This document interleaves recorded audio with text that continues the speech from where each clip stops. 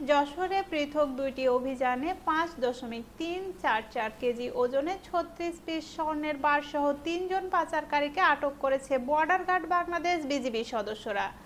বৃহস্পতিবার সকালে যশোরের কোতোয়ালী থানাধীন কোদালিয়া ও তারাগঞ্জ বাজার এলাকায় দুইটি পৃথক অভিযানে তাদেরকে আটক করা হয়।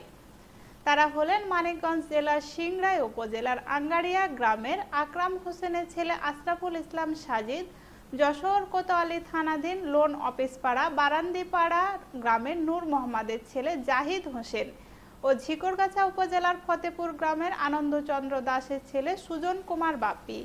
বিজিবি জানায়, গোপন সংবাদের ভিত্তিতে যশোর ৪৯ বিজিবি ব্যাটালিয়নের একটি বিশেষ টহল দল যশোরের কোতোয়ালী থানাধীন কোদালিয়া বাজার এলাকায় বৃহস্পতিবার সকাল ৬টায় অভিযান পরিচালনা করে ৩৩৪ গ্রাম ওজনের ২ পিস স্বর্ণের বারসহ আশরাফুল ইসলাম সাজিদ নামে একজনকে আটক করা হয়।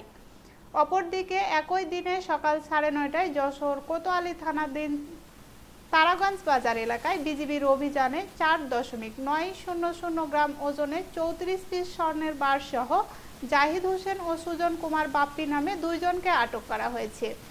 আটককৃত স্বর্ণের আনুমানিক মূল্য ৭,৮৯,৫৩,৮৬৮ টাকা। এ ব্যাপারে যশোর ব্যাটালিয়নের অধিনায়ক lieutenant colonel Saiful Siddiqui SPP-PSC জানান, এ ঘটনায় আটককৃত আসামিদের বিরুদ্ধে মামলা দায়ের করে যশোর কোতোয়ালী থানায় হস্তান্তর করা হয়েছে।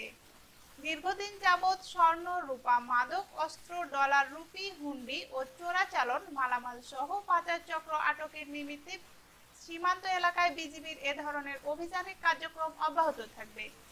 Saiba Khatun, CN Bangla news desk.